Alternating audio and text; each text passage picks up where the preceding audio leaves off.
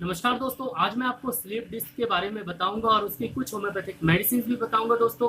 तो मैं डॉक्टर विक्रम, आपका मेरे चैनल में बहुत बहुत स्वागत है। तो चलिए शुरू करते हैं।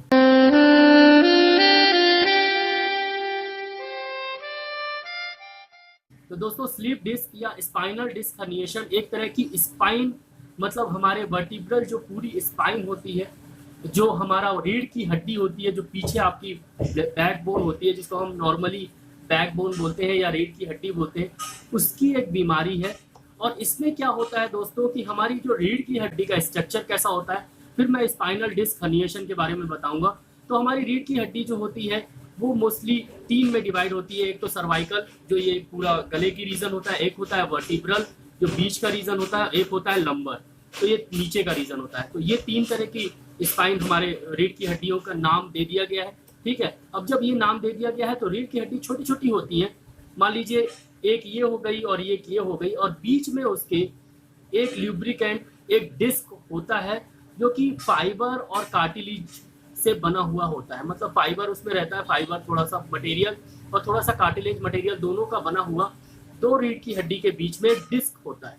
ठीक है, अब जब वो डिस्क होता है तो वो पूरा ऐसे गोल्ड कलर की रीढ़ की हड्डी होगी, एक रीढ़ की हड्डी यहाँ, एक रीढ़ की हड्डी यहाँ, ये दोनों के बीच में एक आपको डिस्क आपका रहेगा। ठीक है, अब मैं स्पाइनल डिस्क हर्निएशन के बारे में बात बताता हूँ। तो स्पाइनल डिस्क हर्निएशन मतलब हमारे जो स्पाइन की जो मैंने आपको डिस्क बताई है, वो थोड़ी सी जो अपने नॉर्मल एरिया रहता है, जो नॉर्मल फॉर एग्जांपल ये इसका नॉर्मल एरिया है।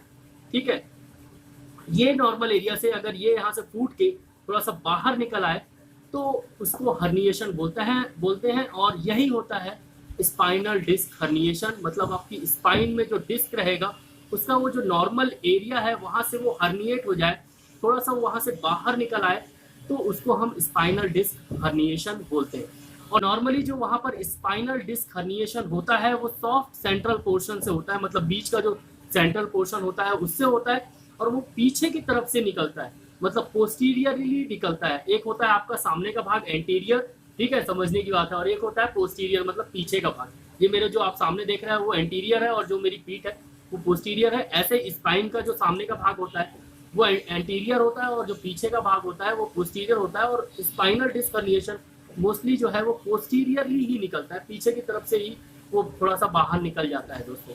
तो ये होता है मोस्टली स्पाइनल डिस्क हर्निएशन दोस्तों। अब चलते हैं कि स्पाइनल डिस्क हर्निएशन के कारण क्या है, फिर उसके बाद मैं आपको लक्षण के बारे में बताऊंगा कि क्या लक्षण होते हैं। तो स्पाइनल डिस्क हर्निएशन का मेन कारण जो होता है वो होता है ट्रोमा। कहीं आपको लग जाए, चोट लग जाए, कहीं आप गिर जाए, एक्सीडेंट हो जाए आपका और आपको चोट लग जाए आपकी वर्टिब्रा में, तो आपको स्पाइनल डिस्क हर्निएशन होने के चांसेस ज़्यादा होते हैं, स्लिप डिस्क होने के चांसेस आपको ज़्यादा होते हैं। दूसरा कारण होता है आपका, जैसे आपका रहन सहन। तो अगर आप मेरे जैसे डॉक्टर हैं जो कि 12-12 घंटे बैठना पड़ता है, तो उनको स्पाइनल डिस्क हर्निएशन होने के चांसेस बहुत ज़्यादा बढ़ जाते हैं। अगर आप मेरे जैसे काम करते हैं या आप बहुत ज़्यादा ड्राइविंग करते हैं, आप एक ड्राइवर हैं, तो आपको स्पाइनल डिस्क हर्निएशन होने के चांसेस बहुत ज़्यादा बढ़ जाते हैं। अगर आपकी सेडेटिव लाइफ है, रात में लेट सोते हैं, दिन में लेट जगते हैं और बिल्कुल आप सिगरेट पीते रहते हैं, टबैको खाते रहते हैं, अल्कोहल पीते रहते हैं, इस सब चीज़ों की आपको आदत है, तो आपको स्पाइनल डिस्क हर्निएशन होने के चांसेस ज़्यादा बढ़ जाते हैं। ठीक है, अगर आपकी ओबिसिटी का प्रॉब्लम है, मतलब आप बहुत ज़्यादा मोटे हैं, तो फिर स्पाइनल डिस्क हर्निएशन होने के चांसेस ज़्यादा बढ़ जाते हैं। तो ये मेन थोड़े से आपको लाइफ स्टाइल है जिसके कारण आपको स्पाइनल डिस्क होने के चांसेस ज़्यादा बढ़ जाते हैं दोस्तों। और एक कारण होता है कैल्शियम डिफिशियंसी। अगर आपके शरीर में कैल्शियम की डिफिशियंसी है, वो आपको पता चलेगी, आप लेबोरेटरी टेस्ट कराएंगे, आप जाके लेबोरेटरी में जाके टेस्ट कराएंगे, आपके कैल्शियम और विटामिन D3 का टेस्ट कराएंगे, खून से वो टेस्ट होता है। तो अगर उसमें डिफिशियंसी के कारण आपको स्पाइनल डिस्क हर्निएशन होने के चांसेस ज़्यादा बढ़ जाते हैं। और लास्ट एक कारण है एज। अगर आप 60 साल से ज़्यादा हैं या 50 के 60 के बीच में है, उससे ज़्यादा है, तो स्पाइनल डिस्क हर्निएशन होने के चांसेस ज़्यादा बढ़ जाते हैं दोस्तों। तो ये मेन कॉज होते हैं स्पाइनल डिस्क हर्निएशन होने के। मोस्टली जो कॉज है वो है ट्रोमा, मतलब आप गिर जाए और आपका एक्सीडेंट हो जाए, स्पाइन में लग जाए, तो हर्निएट होने के ज़्यादा चांसेस रहते हैं। और दूसरा कारण होता है आपका लाइफ स्टाइल। तो दो कारण मोस्ट हैं, और उसके साथ आप अगर कैल्शियम की कमी है तो आपको स्पाइनल डिस्क हर्निएशन होने के चांसेस ज़्यादा बढ़ जाते हैं। तो ये कारण है। अब चलते हैं कि साइन एंड सिम्टम्स की तरफ, कि क्या क्या लक्षण आपको मिलेंगे तो देखिए स्पाइनल डिस्क हर्निएशन जो होता है वो पूरे स्पाइन की बात कर रहा हूँ मैं, मतलब आप सर्वाइकल की भी बात कर रहा हूँ, फिर नीचे वर्टिब्रल की भी बात कर रहा हूँ, उसके बाद मैं बात कर रहा हूँ लंबर की। तो जहाँ पर स्पाइन में हर्निएशन होगा वहीं वैसे ही आपको सिम्टम्स नजर आएंगे। फॉर एग्जांपल सर्वाइकल में अगर आपके हर्निएशन है, मतलब C1, C2, C3, C4, C5, ये C6, यहाँ पर अगर आपको हर्निएशन है तो आपको चक्कर मारेगा, आपके यहाँ पर बहुत ज़्यादा दर्द होगा, और दर्द स्पाइन हर्निएशन में नस दब जाती है। एक्चुअली में क्या होता है, जैसे हर्निएशन होता है वहाँ स्पाइन में बहुत सारी नसें रहती हैं जो कि आपके पूरे शरीर में आपको फैलाती हैं और आपका शरीर उसी से काम करता है, ठीक है। अब वो नस अगर दब जाती है, फॉर एग्जांपल अगर सर्वाइकल की ही अगर कोई भी एक नस दब जाती है तो वहाँ की नस जहाँ जहाँ जाती है, फॉर एग्जांपल एक मेरी नस अगर यहाँ की दब गई है और पूरी नस यहाँ तक गई है, तो वो जहाँ तक जाएगी वहाँ तक स्पाइनल में आपको वहाँ तक दर्द होगा। तो अगर कोई भी नस के ऊपर डिपेंड करता है कि आपको कहाँ पर दर्द होता है। अगर मेरी नस सर्वाइकल की दबी हुई है तो मुझे यहाँ पूरा ऐसा दर्द होगा, और हो सकता है कि वो नस अगर नीचे तक जाती हो तो मुझे यहाँ पर भी दर्द हो। और अगर वो नस मेरे लंबर रीजन में दबती है, मतलब L1, L5, मैंने ये बहुत लोगों ने मुझे व्हाट्सएप में भी किया कि उनके लंबर रीजन में L5 और L4 में दिक्कत है, हर्निएशन है, बल्जिंग है, तो उनका पूरा पैर दर्द कर रहा है। और मोस्टली क्या होता है कि अगर L4 और L5 में अगर नस दबी रहती है तो पूरे जो जहाँ पर अगर वो शियाटिक नर्व रहती है, शियाटिक नर्व अगर दब गई तो वहाँ पर पूरा शियाटिका हो जाएगा, और जहाँ तक वो शियाटिक नर्व जाती है वहाँ तक वो दर्द रहेगा। अगर वो और कोई नर्व दब गई तो जहाँ तक वो नस जाती है वहाँ तक आपको इलेक्ट्रिक टाइप ऑफ पेन, मतलब ऐसा लगेगा जैसे कोई झंझना दिया, इस टाइप का आपको दर्द होगा। और कभी कभी नमनेस भी होगी, मतलब वहाँ पर सुन्नपन भी पड़ जाएगा। तो नमनेस होता है और इलेक्ट्रिक टाइप ऑफ पेन, ये इसका मेन सिम्टम है। और उसके साथ आपको कभी कभी पैरालिसिस भी हो सकता है, वो भी हाफ पैरालिसिस, मतलब जिस एरिया में अगर नस बहुत ज़्यादा दब गई तो पूरा एरिया वो पूरा मान लीजिए अगर आपके लंबर रीजन में कोई ज़्यादा बल्जिंग हो गई L4 और L5 में, और उसके बाद वहाँ का एक या दो प्रमुख नस जो होती हैं वो अगर दब गई तो आपका पूरा जो एरिया होगा वो हल्का सुन्न पड़ जाएगा, और आप कभी कभी किसी किसी केस में आप चल भी नहीं पाते हैं। तो ये मोस्ट सिम्टम्स होते हैं, और सिम्टम्स जो है इसके लक्षण जो हैं वो डिपेंड करते हैं कि वो आपका सर्वाइकल रीजन में है कि वर्टिब्रल रीजन में है कि आपका लंबर रीजन में है, कहाँ पर हर्निएशन है। तो दोस्तों आपको समझ में आया होगा। अब चलते हैं होम्योपैथिक मेडिसिन की तरफ कि कौन कौन सी होम्योपैथिक मेडिसिन बहुत ही अच्छी हैं। तो दोस्तों स्लीप डिस्क के लिए सबसे पहली मेडिसिन है CPR 200, और मैं आपको दिखा देता हूँ, फिर उसके बारे में बात करेंगे। और ये CPR 200 है, यहाँ पर लाइट पड़ रही है इसलिए आपको अच्छे से दिख नहीं रहा होगा। CPR 200 बहुत ही इफेक्टिव मेडिसिन है स्लीप डिस्क के लिए, खासकर जहाँ पर हर्निएशन होता है, और स्लीप डिस्क में तो हर्निएशन होता ही है, वहाँ पर बल्जिंग होती है। तो बल्जिंग के लिए CPR बहुत ही इफेक्टिव मेडिसिन है। और कहीं भी अगर हर्निएशन हो, बाहर थोड़ा सा निकल आए, तो CPR बहुत ही इफेक्टिव मेडिसिन है। नमनेस के लिए CPR बहुत ही इफेक्टिव मेडिसिन है दोस्तों। और CPR में नमनेस के साथ हल्का सा, मतलब झुन्नपन के साथ हल्का सा ठंडापन भी रहता है, मतलब आपके जो पैर और हाथ रहेंगे वो ठंडे हल्के से हो जाएंगे, और उसके साथ सुन्नपन वहाँ पर पड़ेगा, मतलब नमनेस होगी, आपको कुछ महसूस नहीं होगा। और बल्जिंग के केसेस में आपको हाथ में, अगर सर्वाइकल है तो आपको हाथ में नमनेस हो जाती है, अगर लंबर है तो आपको पैर में नमनेस हो जाती है। और CPR बहुत ही इफेक्टिव मेडिसिन है।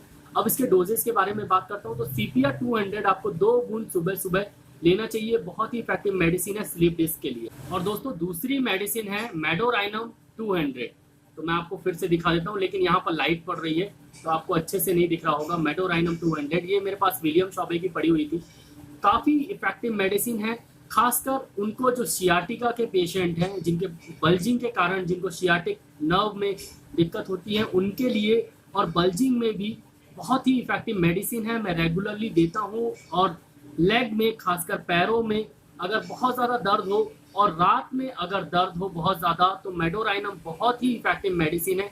और अगर आपको गोनोरिया हुआ हो पहले कभी, तो उससे अच्छी मेडिसिन कुछ भी नहीं है, बहुत ही डीप एक्टिंग मेडिसिन है मेडोराइनम। और मेडोराइनम अगर लग जाती है तो जो डिसीज़ होती है वो पूरी तरीके से ठीक हो जाता है, और ये सियाटिका को बिल्कुल जड़ से ठीक कर देती है। और जो आपका बल्जिंग होती है उसको भी कम करने में बहुत ही इफेक्टिव मेडिसिन है मेडोराइनम। तो मेडोराइनम 200 2 बूंद आपको शाम के टाइम 4 से 5 बजे के बीच में लेना है। तो दोस्तों तीसरी मेडिसिन है आर्निका 200। ये आप आर्निका 200 देख लीजिए, काफ़ी अच्छे रिजल्ट्स हैं। ये मेरे पास मेडिसिन कंपनी की पड़ी हुई है, फिर से लाइट पड़ रही है तो आपको आर्निका 200 दिख नहीं रहा होगा, लेकिन आर्निका 200 ही है। ये कहाँ से दिखेगा, चलिए ठीक है। आर्निका 200 बहुत ही इफेक्टिव मेडिसिन है। और आर्निका 200 करती क्या है, नर्व में जाके और ब्लड वेसल्स में ये खून के संचार को बढ़ा देती है। नसों को खोलने में बहुत ही इफेक्टिव मेडिसिन है। अगर नस दब जाती है, आपको डॉक्टर हमेशा बोलता है कि नस दब गई है, तो नस को जो दब जाती है उसको ठीक करने में आर्निका बहुत ही इफेक्टिव मेडिसिन है। इसके सिम्टम है कि बहुत ज़्यादा आपको दर्द होगा और बहुत खिंचाव महसूस होगा और लेटने में बहुत ज़्यादा दर्द होगा आर्निका 200 में। और पूरे शरीर में कहीं भी अगर आपको दर्द होता है तो आर्निका 200 बहुत ही इफेक्टिव मेडिसिन है। और खासकर लेटने में बहुत ज़्यादा दर्द होता है, या तो उठ के बैठने में दर्द बहुत ज़्यादा होता है, जैसे बैठ के उठने में या उठ के बैठने में आपको बहुत ज़्यादा दर्द होता है, तो आर्निका 200 बहुत ही इफेक्टिव मेडिसिन है। और बल्जिंग को भी ठीक करने में ये बहुत ही इफेक्टिव मेडिसिन है आर्निका 200। और खासकर सियाटिका में तो ये रामबाण है आर्निका 200। तो आर्निका 200 को आपको 2 बूंद सुबह और 2 बूंद शाम को लेना है। डायरेक्ट आपको टंग में, मतलब ये आपका आर्निका 200 है, इसको आपको खोलना है और डायरेक्ट टंग में आपको जीभ में टपका लेना है, 2 बूंद सुबह और 2 बूंद शाम को। तो मैं नहीं टपकाऊंगा क्योंकि मुझे सियाटिका नहीं है। तो आर्निका बहुत ही इफेक्टिव मेडिसिन है। तो चलिए दोस्तों अब चौथी मेडिसिन की तरफ चलते हैं। तो चौथी मेडिसिन है विस्कम एल्बम 30। और विस्कम एल्बम 30 ये बहुत ही इफेक्टिव मेडिसिन है लोअर बैक पेन के लिए। और पूरे पैर में लोअर एक्सट्रीमिटीज में और अपर एक्सट्रीमिटीज में टीयरिंग टाइप ऑफ पेन, मतलब फटने जैसा दर्द होता है कि कोई चीज़ ऐसे फट रही हो, तो ऐसा अगर आपको दर्द होता है तो ये बहुत ही इफेक्टिव मेडिसिन है। और बल्जिंग में, सियाटिका में, किसी भी नर्व कंप्रेशन में विस्कम एल्बम तो मैं देता ही देता हूँ, क्योंकि विस्कम एल्बम बहुत ही इफेक्टिव मेडिसिन है बैक के लिए, बैकएक के लिए, सियाटिका के लिए, बल्जिंग के लिए, स्लीप डिस्क के लिए।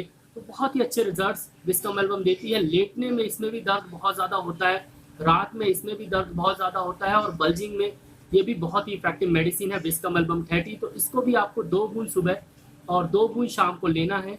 डायरेक्ट वैसे ही टंग में डायरेक्ट आपको लेना है, 2 बूंद सुबह और 2 बूंद शाम। और दोस्तों 5वीं मेडिसिन है कोलोसिंथ मदर टिंचर। मैं आपको बड़ी फाइल है मेरे पास, छोटी नहीं है, तो आप बड़ी मत लीजिएगा, छोटी लीजिएगा। लगभग यहाँ पर मैं आपको पिक्चर लगा दूंगा, तो आप 30 ml की फाइल ले लीजिएगा कोलोसिंथ मदर टिंचर।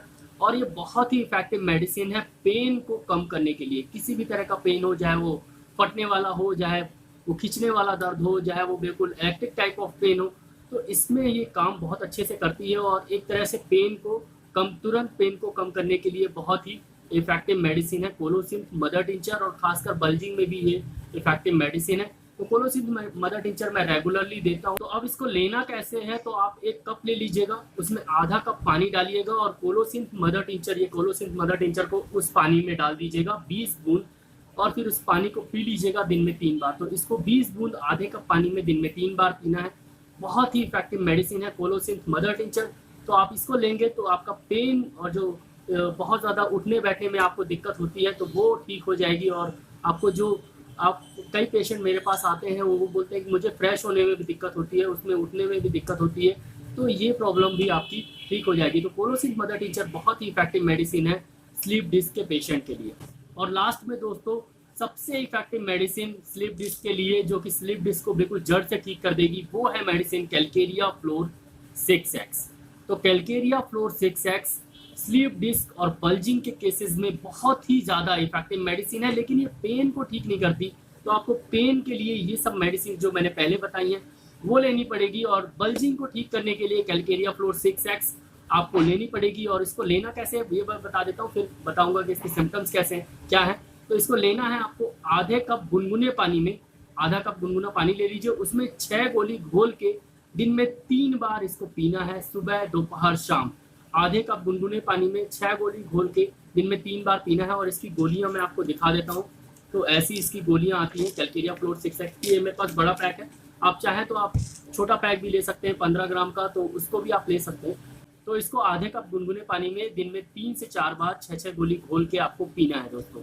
अब ये करती क्या है, तो ये बल्जिंग जो आपको मैंने बताया था कि वहाँ पर डिस्क की बल्जिंग हो जाती है, और बल्जिंग होने के बाद एक बाहर थोड़ा सा निकल आता है और वही निकला हुआ नसों को दबाता है।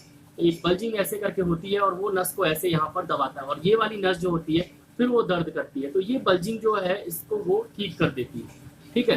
कलकेरिया फ्लोर 6X, और ये बहुत ही इफेक्टिव मेडिसिन है। अगर आप रेगुलरली 3 से 4 महीने 6 महीने इसको लेंगे तो आपकी बल्जिंग बिल्कुल ठीक हो जाएगी और बहुत ही अच्छे रिजल्ट्स आपको बल्जिंग में मिल जाएंगे। तो दोस्तों लास्ट में मैं बताता हूँ कि मैं क्या प्रिस्क्रिप्शन देता हूँ स्लीप डिस्क के केसेस में। अगर मेरे पास कोई पेशेंट आता है तो सबसे पहले मैं पेशेंट को CPR 200 2 बूंद सुबह सुबह देता हूँ, आर्निका 200 2 बूंद सुबह शाम देता हूँ, विस्कम एल्बम 30 2 बूंद सुबह शाम देता हूँ, कोलोसिंथ मदर टिंचर 20 बूंद आधे कप पानी में दिन में 3 बार देता हूँ, कैलकेरिया फ्लोर 6X आधे कप गुनगुने पानी में 6 गोली डाल के घोल के दिन में 3 बार पीने के लिए देता हूँ, और लास्ट में मेडोराइनम 200 2 बूंद रात में देता हूँ। ये मेडिसिन अगर आप देंगे तो स्लीप डिस्क का पेशेंट लगभग 3 से 4 महीने के अंदर पूरी तरीके से क्योर हो जाएगा। और जो एलोपैथिक डॉक्टर्स बोलते हैं कि सर्जरी करानी पड़ती है, तो आपको सर्जरी कराने से बच जाएंगे आप, और वहीं से वो ठीक हो जाएगा। तो अगर आपको स्लीप डिस्क है और अभी शुरुआत का स्लीप डिस्क है तो ये मेडिसिन लेना चालू कर दीजिए। लगभग आपको 3 से 4 महीने मेडिसिन लेनी पड़ेगी और काफ़ी अच्छे रिजल्ट्स हैं इसके, और रिजल्ट्स लगभग 60 to 70% अच्छे रिजल्ट्स हैं, और 60 to 70% पेशेंट इन्हीं मेडिसिन से ठीक हो जाते हैं। अगर नहीं ठीक होते तो फिर हाइपेरिकम और सिंसिफ्यूगा देना पड़ता है, एक मैं वीडियो में वो भी बता दूंगा। लेकिन ये मेडिसिन जो है ये मेन मेडिसिन है स्लीप डिस्क के केस में, और इन्हीं मेडिसिन को देख के मैं ठीक करता हूँ पेशेंट्स को। तो आप भी अगर एक पेशेंट है स्लीप डिस्क के तो आप ये मेडिसिन ले सकते हैं। इन किसी भी मेडिसिन का कोई भी साइड इफेक्ट नहीं है, तो आप बिल्कुल ले लीजिए। अगर प्रेग्नेंट वुमेन है तो मेडोराइनम मत लीजिएगा, बाकी सब मेडिसिन आप ले सकते हैं, किसी भी का कोई भी साइड इफेक्ट नहीं है। और प्रेग्नेंट वुमेन नहीं है तो आप सभी मेडिसिन लीजिए, कोई भी दिक्कत नहीं होगी। तो मेडोराइनम अगर प्रेग्नेंट वुमेन है तो आप मत लीजिएगा, बाकी सब मेडिसिन ले लीजिएगा। अगर प्रेग्नेंट वुमेन नहीं है तो सब दवा लीजिए, कोई भी दिक्कत आपको नहीं होगी दोस्तों। तो ये दवा सभी होम्योपैथिक शॉप में अवेलेबल है। सभी होम्योपैथिक शॉप में जाके मैं डिस्क्रिप्शन में एक प्रिस्क्रिप्शन लिख दूंगा, मैं प्रॉपर लिख दूंगा कि कैसे कैसे लेना है, तो वो डिस्क्रिप्शन आप दिखा सकते हैं और होम्योपैथिक शॉप से वो मेडिसिन ले सकते हैं। जैसे मैंने बताया 1-2 बार वीडियो देख लीजिएगा तो आपको समझ में आएगा कि कैसे लेना है, और जैसे मैंने बताया वैसे ही आप लेंगे और कम से कम 10-15 मिनट का अंतर देंगे तो काफ़ी अच्छा रिजल्ट्स आपको मिलेगा स्लीप डिस्क के केस में, और लगभग 3 से 4 महीने के अंदर आप बिल्कुल भी ठीक हो जाएंगे। 3 से 4 महीने का इंतजार करिए, दवा लीजिए और बिल्कुल आराम हो जाइए, और ठीक होके फिर मुझे बताइएगा कि कितना आराम लगा आपको। तो दोस्तों बस आज के लिए इतना ही। आशा करता हूँ कि आपको वीडियो अच्छा लगा हो। अगर अच्छा लगा हो तो प्लीज़ वीडियो को लाइक करना बिल्कुल मत भूलिएगा। लाइक का बटन नीचे दिया गया है तो उसको दबा दीजिए, और अगर अभी तक आपने मेरा चैनल सब्सक्राइब नहीं किया है तो सब्सक्राइब बटन यहाँ पर रेड कलर का दिया गया है तो उसको दबा दीजिए, और उसके बगल में बेल आइकन दिएगा। तो अगर मेरे लाइव क्लिनिक में आपको आना है और लाइव क्लिनिक में मुझसे पूछना है कुछ भी सवाल, तो आपको बेल आइकन दबाना बहुत ज़रूरी है। तो बेल आइकन को भी दबा दीजिएगा। तो बेल आइकन दबा दीजिए, और वीडियो आपको बहुत अच्छा लगा हो और आपका कोई दोस्त स्लीप डिस्क से पीड़ित हो तो आप उसको शेयर कर दीजिएगा, तो वो भी देख लेगा, तो चाहेगा तो वो भी दवा ले लेगा, तो उसको भी फ़ायदा हो जाएगा। इससे कोई भी साइड इफेक्ट नहीं है, आप ले सकते हैं। तो दोस्तों बस आज के लिए इतना ही, कल फिर मिलते हैं। जय हिंद, जय भारत, धन्यवाद। तो आपको समझ में आएगा कि स्लीप डिस्क क्या होता है और इसकी होम्योपैथिक मेडिसिन कौन सी होती है। धन्यवाद दोस्तों।